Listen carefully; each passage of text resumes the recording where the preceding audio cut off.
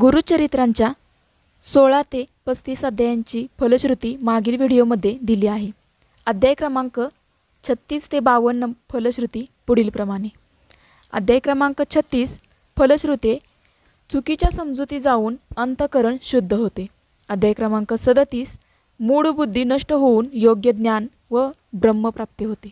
अध्याय क्रमांक 38 फलश्रुती निंदा करणारे शरण येतात अन्नपूर्णा कायम प्रसन्न राहते।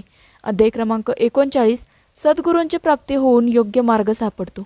अध्याय क्रमांक 40 फलश्रुती कुष्ठरोगी बरा होऊन शरीर निकोप होते।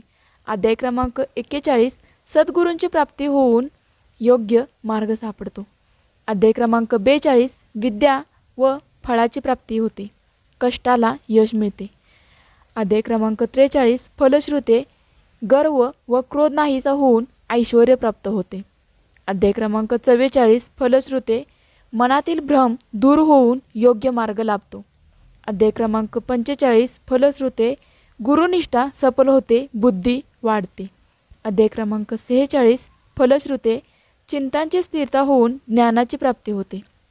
अध्याय क्रमांक 47 फलश्रुती पक्षपाताचा दोष नाहीसा होतो, समत्व बुद्धी प्राप्त होते। अध्याय क्रमांक 48 फलश्रुती विघ्ने टळतात, समृद्धी प्राप्त होते। अध्याय क्रमांक 49 फलश्रुती तीर्थक्षेत्राबद्दल आदर वाढतो।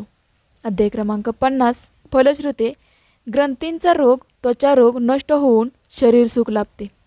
अध्याय क्रमांक 51 फलश्रुती सुख समृद्धी व अंती मोक्ष प्राप्ती होते। अध्याय क्रमांक 52 फलश्रुती श्रद्धेला चांगली फळं मिळतात व संपूर्ण ग्रंथ वाचनाचे फळ मिळते।